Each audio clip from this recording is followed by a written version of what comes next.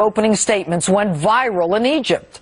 I called out President Obama for continuing to support Muslim Brother President Morsi after more than 33 million Egyptians came out of their homes to protest this so-called democratically elected president.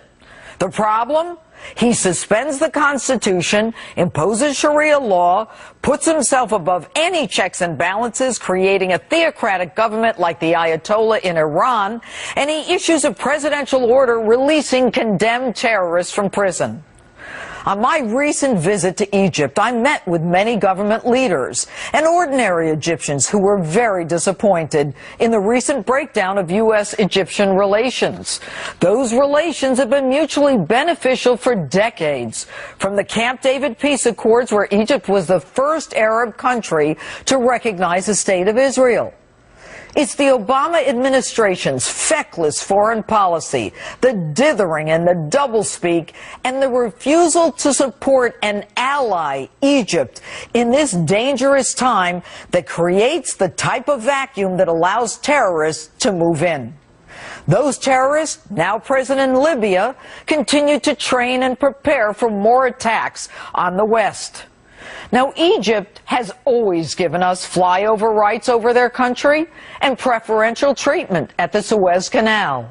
After 9/11, Egypt shared intelligence and jointly interviewed al-Qaeda prisoners. But most important, Egypt, at the crossroads of Asia, Africa, and the Mediterranean, is geopolitically positioned to provide stability in the Middle East. Yet Obama refuses to give the military support promised and allocated for Egypt to fight al-Qaeda and the terrorists who threaten to destroy that country. Now, Egypt is 1/4 of the Arab world, over 90 million people. Should they fall, the West is at risk. And although Egyptians are fearful of al-Qaeda and the Muslim Brotherhood and Ansar al-Sharia, 33 million of them were not afraid to take them on. Egypt is 80% Muslim, and most live in peace with the Coptic Christians there. But under the Brotherhood, more than 80 churches were burnt down, countless Egyptians tortured and killed, and more than 1,000 Christians' homes have been destroyed. On my trip, I met with Field Marshal al-Sisi, one of the candidates in the election this coming Monday and Tuesday, who made it clear that religion has no place in government, that Egyptians women should decide whether they want or don't want to wear a veil, that there needs to be a separation of church and state. What most Americans don't understand is that the vast majority of Egyptians hate the Muslim Brotherhood, and they want nothing more than a democracy in their country. They don't care if you're a Muslim, a Christian, or a Jew.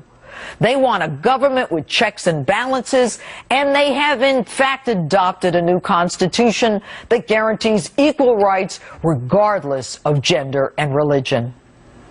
Now, Egypt, Israel, and the United States, our destinies are forever intertwined. And for the U.S. to not support Egypt in its fight for democracy against the Muslim Brotherhood is to deny our own origin.